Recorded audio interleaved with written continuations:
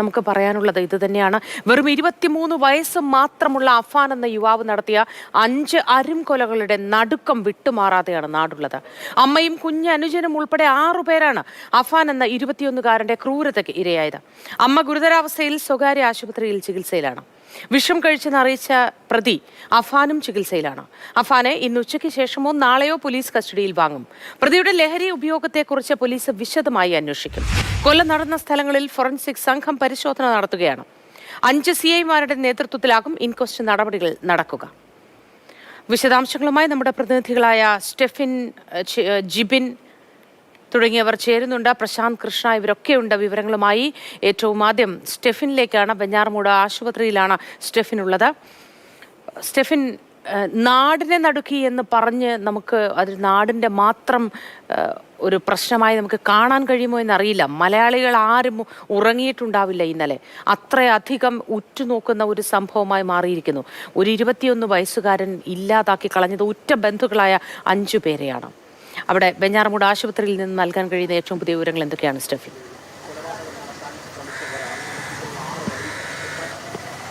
മോത്തി, വലിയ ക്രൂരതയാണ് യഥാർത്ഥത്തിൽ ഇന്നലെ ആ 3 വീടുകളിലായി സംഭവിച്ചത് എന്ന് പറയാതിരിക്കാനാവില്ല. കാരണം അത്രയധികം ക്രൂരത ഓരോരുത്തരും, കുടുംബാംഗങ്ങൾ പ്രത്യേകിച്ചും ആ ഒരു യുവാവിൽ നിന്ന് ഇങ്ങനെ ഒരു ക്രൂരത ഏറ്റുവാങ്ങേണ്ടി വരുമെന്ന് ആ ബന്ധുക്കളൊന്നും തന്നെ അറിഞ്ഞിരുന്നില്ല. പ്രത്യേകിച്ചും അമ്മയും സഹോദരനെയും ഒക്കെ കൊലപ്പെടുത്തുന്നു, തലക്കടിച്ച് കൊലപ്പെടുത്തുന്നു. ഇപ്പോൾ നിൽക്കുന്നത് വെഞ്ഞാറമൂട് സ്വകാര്യ ആശുപത്രിയിലാണ്. ഇവിടെയാണ് 2 മൃതദേഹങ്ങൾ, ഈ പ്രതിയുടെ സഹോദരൻ്റെയും അതോടൊപ്പം തന്നെ സുഹൃത്തിൻ്റെയും മൃതദേഹങ്ങൾ ഇവിടെ മോർച്ചറിയിൽ സൂക്ഷിച്ചിട്ടുണ്ട്. അത് പോസ്റ്റ്മോർട്ടത്തിന് വേണ്ടി മെഡിക്കൽ കോളേജിലേക്ക് കൊണ്ടുപോകും. അതോടൊപ്പം തന്നെ ഉമ്മ ഷെമിയും ഇവിടെയാണ് ചികിത്സയിൽ കഴിയുന്നത്. നമ്മൾ നേരത്തെ ഇവിടുത്തെ ആശുപത്രി അധികൃതരുമായി സംസാരിക്കുമ്പോൾ മനസ്സിലാക്കാൻ കഴിയുന്നത് ഇന്നലെ കൊണ്ടുവന്നതിനെ അപേക്ഷിച്ച് കുറച്ച് ആരോഗ്യനില മെച്ചപ്പെട്ടിട്ടുണ്ട്. എന്നാൽ പൂർണ്ണമായും അപകടനില തരണം ചെയ്തെന്ന് പറയാനാവില്ല. ഗുരുതരാവസ്ഥയിൽ തന്നെ തുടരുകയാണ്. ഇപ്പോൾ അല്പം മുമ്പ് ആറ്റിങ്ങൽ DYSP മഞ്ജുലാലിന്റെ നേതൃത്വത്തിലുള്ള പോലീസ് സംഘം ഇവിടേക്ക് എത്തിയിരുന്നു. അവർ ഇപ്പോൾ ആശുപത്രിക്ക് അകത്താണ് ഉള്ളത്. ഈ അമ്മ ഷെമിയുടെ മൊഴിയെടുക്കുന്ന നടപടികളിലേക്കാണ് ഇപ്പോൾ പോലീസ് കടന്നിരിക്കുന്നത്. പക്ഷേ അതിന് കഴിയുമോ എന്നുള്ള കാര്യം സംശയമാണ്. കാരണം ഇപ്പോൾ അവർക്ക് സംസാരിക്കാൻ കഴിയുന്ന സ്ഥിതിയിലാണോ അവർ ഉള്ളത് എന്നുള്ള കാര്യം സംശയമാണ്.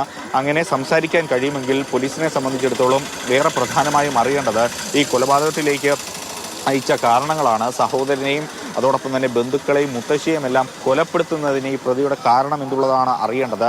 അതിൽ പ്രധാനമാണ് ഈ അമ്മയുടെ മൊഴി എടുക്കുക എന്ന് പറയുന്നത്. അതുകൊണ്ട് തന്നെ അതിനുവേണ്ടിയാണ് പോലീസിന്റെ ആദ്യ ശ്രമം.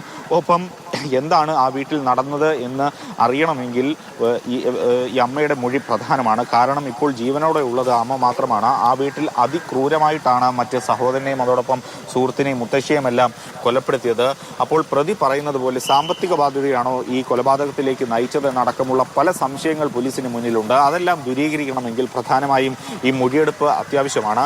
പക്ഷേ ഇപ്പോഴും ആരോഗ്യനില ഗുരുതരമായി തന്നെ തുടരുന്നു. അല്പം മുമ്പാണ് പോലീസ് സംഘം ഇങ്ങോട്ടേക്ക് എത്തിയത്. അതോടൊപ്പം തന്നെ വിരലടയാള വിദഗ്ധരും ഇങ്ങോട്ടേക്ക് വന്നിരുന്നു. അവർ മോർച്ചറിയുടെ ഭാഗത്തേക്ക് പോയിട്ടുണ്ട് എന്നുള്ളതാണ് നമുക്ക് മനസ്സിലാക്കാൻ കഴിയുന്നത്. അതിനുശേഷം ഇൻക്വസ്റ്റ് നടപടികളൊക്കെ ഈ തിരുവനന്തപുരം മെഡിക്കൽ കോളേജിലേക്ക് മാറ്റി അവിടെ പോസ്റ്റ്മോർട്ടം അടക്കമുള്ള കാര്യങ്ങൾ ഇനി നടക്കേണ്ടതുണ്ട്. ഏതാണ്ട് 8 മണിയോടുകൂടി ഇവിടെ നിന്ന് മൃതദേഹം പോസ്റ്റ്മോർട്ടത്തിന് വേണ്ടി മെഡിക്കൽ കോളേജിലേക്ക് കൊണ്ടുപോകും എന്നുള്ളതാണ് നമുക്ക് ഈ ഘട്ടത്തിൽ മനസ്സിലാക്കാൻ കഴിയുന്നത്.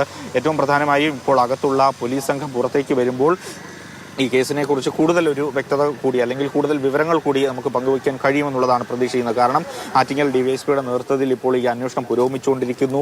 ഒരു മൊഴിയെടുക്കാൻ പറ്റുന്ന സാഹചര്യമാണെങ്കിൽ ആ അമ്മയ്ക്ക് എന്താണ് പറയാനുള്ളത് എന്നുള്ളതാണ് ഏറെ പ്രധാനം. അത് അറിയേണ്ടതുണ്ട്.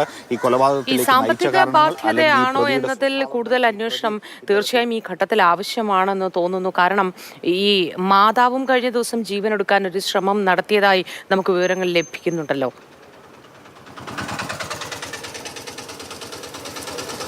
തീർച്ചയായിട്ടും സാമ്പത്തിക ബാധ്യതയാണ് ഈ കൊലപാതകങ്ങളിലേക്ക് നയിച്ചത് എന്ന് പ്രതി പറയുന്നുണ്ട്. പക്ഷേ പോലീസ് ഈ ഘട്ടത്തിലും അത് വിശ്വസിക്കുന്നില്ല. അതിന് ഏതെങ്കിലും തരത്തിൽ അതിനെ തെളിയിക്കുന്ന അല്ലെങ്കിൽ അതിനെ സാധൂകരിക്കുന്ന തെളിവുകൾ കണ്ടെത്തുക എന്നുള്ളതാണ് പോലീസിനെ സംബന്ധിച്ചിടത്തോളം ഇപ്പോൾ മുന്നിലുള്ള ഏറ്റവും വലിയ വെല്ലുവിളി.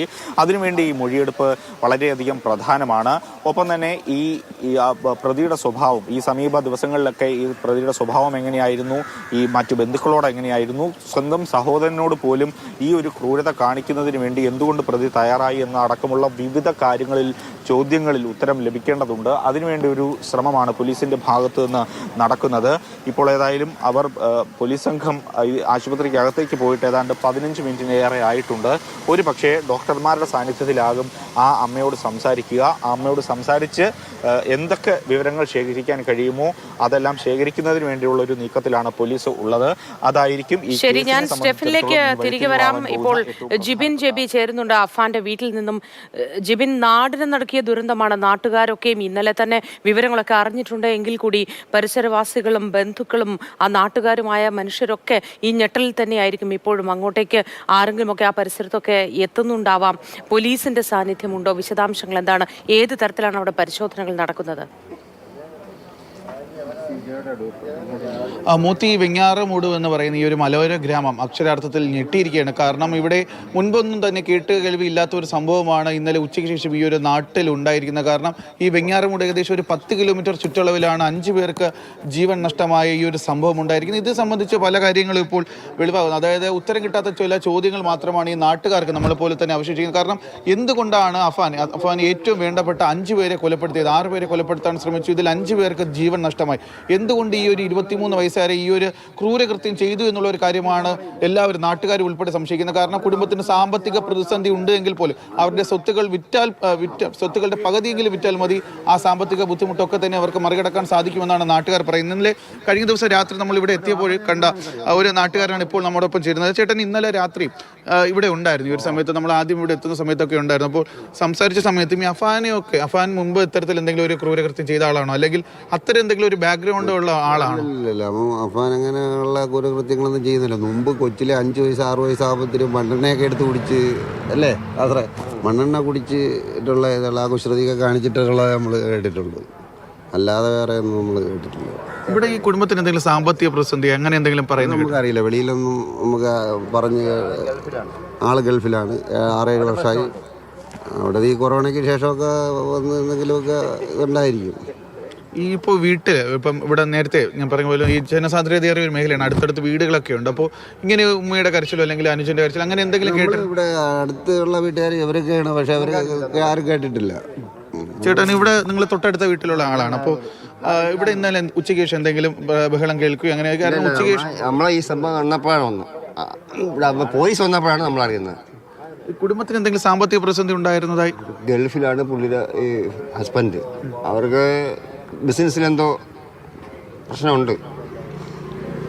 അല്ലാതെ ഇവിടെ പ്രശ്നമൊന്നുമില്ല. ഇവിടെ എല്ലാവരും ഇവിടെ നമ്മളെ വീട്ടിലൊക്കെ വരും, എല്ലാവരും വരും. ഈ മരിച്ച കൊച്ചും വരും. നമ്മൾ എൻ്റെ വീട്ടിൽ ട്യൂഷൻ പഠിക്കാൻ വരുമായിരുന്നു. ഈ ഒരു പെൺകുട്ടി ഇവിടെ വീട്ടിൽ കുറച്ച് ദിവസം ഉണ്ടായിരുന്നായി പറയുന്നത്. അതെന്തെങ്കിലും കൊച്ചിൻ്റെ കാര്യം ഇന്നലെയാണ് കാണുന്നത്. ഇവിടെ അത് ബോഡി എടുത്തപ്പോഴാണ് കാണുന്നത്. അല്ല ആർക്കും അറിയത്തില്ല. ബോഡി എടുത്തപ്പോഴാണ് ആ കൊച്ചിനെ കാണുന്നത്. നമ്മൾ 2 പേരാണ് കൂട്ടി വെച്ചിരുന്നത്. ഈ 3 ബോഡി കണ്ടപ്പോഴാണ് നമുക്ക് മനസ്സിലാകുന്നത് കൊച്ചാണ്. ഈ മൃതദേഹം പുറത്തെടുക്കുന്ന സമയത്ത് ഉണ്ടായിരുന്നു? അവിടെ ഉണ്ടായിരുന്നു. എവിടെയൊക്കെയായിരുന്നു മൃതദേഹങ്ങൾ കിടന്നിരുന്നത്? അങ്ങനെ എന്തെങ്കിലും? കൊച്ച് രണ്ടാമത്തെ കൊച്ച് ഹാളിൽ, ഈ പെൺകൊച്ച് മുകളിലത്തെ റൂമിൽ, തള്ള വേറെ റൂമിൽ. അവരുടെ മുറി പൂട്ടിയ അവസ്ഥ? റൂം പൂട്ടിട്ടേ എല്ലാം പുറത്തുനിന്ന് നോക്കായിരുന്നു. അടിച്ച് പൊട്ടിച്ചാണ് ഇളക്കിയത്, ബ്ലോക്ക് ചെയ്ത്. മൊത്തി അത് തന്നെയാണ്. കാരണം ഈ കുടുംബത്തിന് ഈ പിതാവ് വിദേശത്താണ്, ഏറെ നാളെ വിദേശത്താണ്. അവിടെ ഒരു സ്പെയർ പാർട്സിന്റെ ബിസിനസ് ഉണ്ടായിരുന്നു. അതായത് കൊറോണയ്ക്ക് ശേഷം അതിൽ ചെറിയ രീതിയിലുള്ള വീഴ്ച സംഭവിച്ചു. പ്രാഥമിക വിവരങ്ങളിലും വലിയ വ്യത്യാസങ്ങൾ ഉണ്ട്. ജിബിൻ ഇപ്പോൾ സൂചിപ്പിച്ചതുപോലെ തന്നെ ഇവരുടെ സ്വത്തിന്റെ പാതി ഭാഗം വിറ്റാൽ പോലും ഈ സാമ്പത്തിക ബാധ്യതയെ മറികടക്കാവുന്ന ഒരു സാഹചര്യത്തിൽ കടുത്ത സാമ്പത്തിക ബാധ്യതയാണ് ഇത്തരം ഒരു ആരും കൊലയ്ക്ക് വഴിവെച്ചത് എന്ന് പറയുന്നത് അവിശ്വസനീയമാണ്. അതുകൊണ്ട് തന്നെ ലഹരി ഉപയോഗമുണ്ടോ, മറ്റെന്തെങ്കിലും കാരണങ്ങളുണ്ടോ തുടങ്ങി പരിശോധനകൾ വിശദമായി തന്നെ നടക്കേണ്ടിയിരിക്കുന്നു. ഈ ഘട്ടത്തിൽ നമുക്ക് ഈ പ്രാഥമിക വിവരങ്ങൾ മാത്രമാണല്ലോ ലഭ്യമായത്. ഞാൻ ജിബിനിലേക്ക് എത്താം.